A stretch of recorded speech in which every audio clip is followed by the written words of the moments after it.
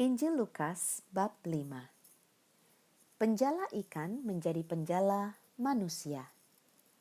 Pada suatu kali, Yesus berdiri di pantai Danau Genesaret. Sedang orang banyak mengerumuni dia hendak mendengarkan firman Allah. Ia melihat dua perahu di tepi pantai. Nelayan-nelayannya telah turun dan sedang membasuh jalannya. Ia naik ke dalam salah satu perahu itu, yaitu perahu Simon, dan menyuruh dia supaya menolakkan perahunya sedikit jauh dari pantai. Lalu ia duduk dan mengajar orang banyak dari atas perahu. Setelah selesai berbicara, ia berkata kepada Simon, "Bertolaklah ke tempat yang dalam dan tebarkanlah jalamu untuk menangkap ikan." Simon menjawab, "Guru, telah sepanjang malam kami bekerja keras dan kami tidak menangkap apa-apa.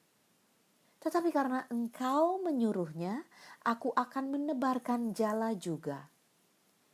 Dan setelah mereka melakukannya, mereka menangkap sejumlah besar ikan, sehingga jala mereka mulai koyak.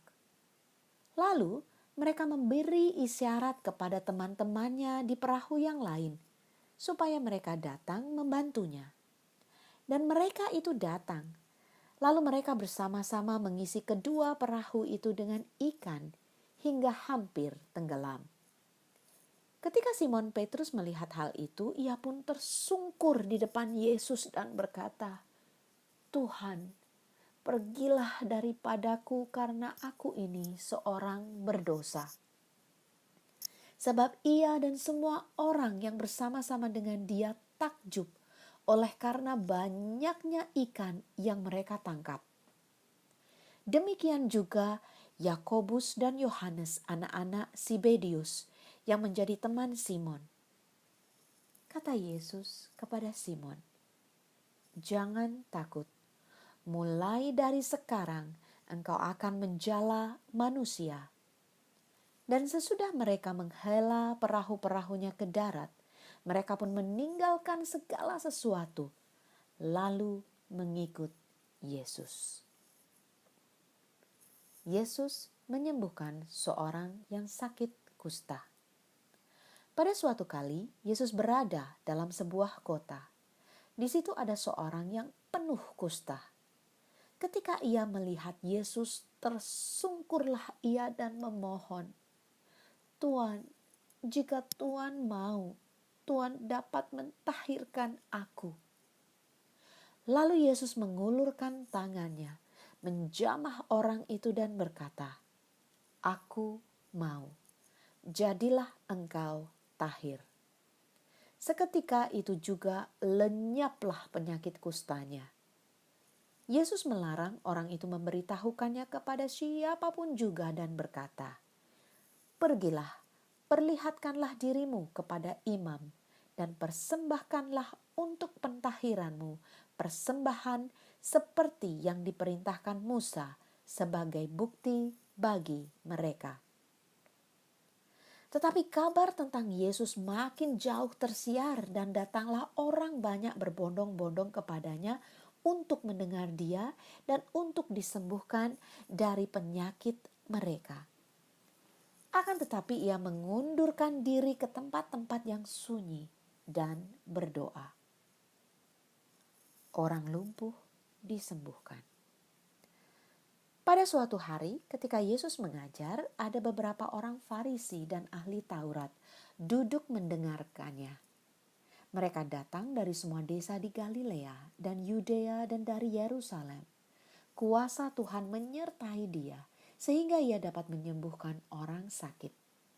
Lalu datanglah beberapa orang mengusung seorang lumpuh di atas tempat tidur. Mereka berusaha membawa dia masuk dan meletakkannya di hadapan Yesus.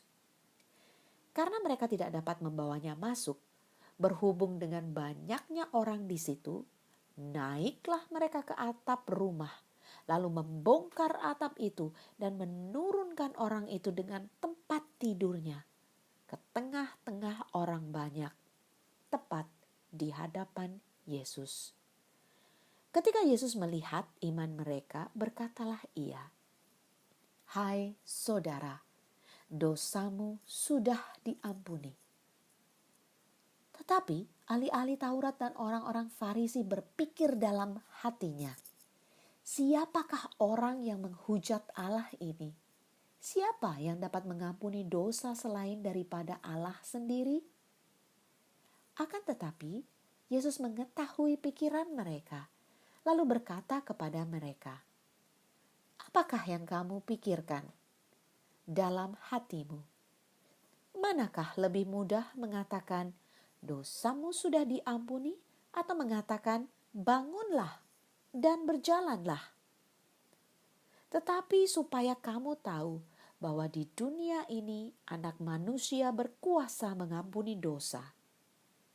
Berkatalah ia kepada orang lumpuh itu, "Kepadamu kukatakan, bangunlah, angkatlah tempat tidurmu dan pulanglah ke rumahmu." Dan seketika itu juga bangunlah ia di depan mereka, lalu mengangkat tempat tidurnya dan pulang ke rumahnya sambil memuliakan Allah. Semua orang itu takjub, lalu memuliakan Allah, dan mereka sangat takut, katanya, "Hari ini kami telah menyaksikan hal-hal yang sangat mengherankan." Lewi, pemungut cukai, mengikut Yesus. Kemudian ketika Yesus pergi keluar, ia melihat seorang pemungut cukai yang bernama Lewi sedang duduk di rumah cukai. Yesus berkata kepadanya, "Ikutlah aku."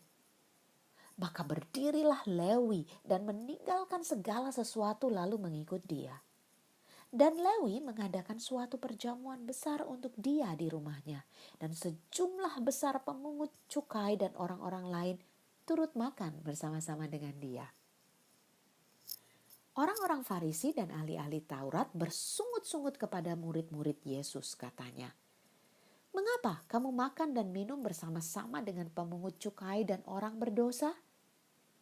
Lalu jawab Yesus kepada mereka, katanya, "Bukan orang sehat yang memerlukan tabib, tetapi orang sakit. Aku datang bukan untuk memanggil orang benar, tetapi orang berdosa, supaya mereka bertobat." Hal berpuasa. Orang-orang Farisi itu berkata pula kepada Yesus, "Murid-murid Yohanes sering berpuasa dan sembahyang. Demikian juga murid-murid orang Farisi. Tetapi murid-muridmu makan dan minum." Jawab Yesus kepada mereka, "Dapatkah sahabat mempelai laki-laki disuruh berpuasa, sedang mempelai itu bersama mereka? Tetapi akan datang waktunya apabila mempelai itu diambil dari mereka, pada waktu itulah mereka akan berpuasa." Ia mengatakan juga suatu perumpamaan kepada mereka. Tidak seorang pun mengoyakkan secarik kain dari baju yang baru untuk menambalkannya pada baju yang tua. Jika demikian, yang baru itu juga akan koyak, dan pada yang tua itu tidak akan cocok kain penambal yang dikoyakkan dari yang baru itu. Demikian juga, tidak seorang pun mengisikan anggur yang baru ke dalam kantong kulit yang tua. Karena jika demikian, anggur yang baru itu akan mengoyakkan kantong itu, dan anggur itu akan terbuang, dan kantong itu pun hancur. Tetapi anggur yang baru harus disimpan dalam kantong yang baru pula, dan tidak seorang pun yang telah minum anggur tua ingin minum anggur yang baru, sebab ia akan berkata, "Anggur yang tua itu baik." Demikianlah sabda Tuhan. Syukur kepada Allah.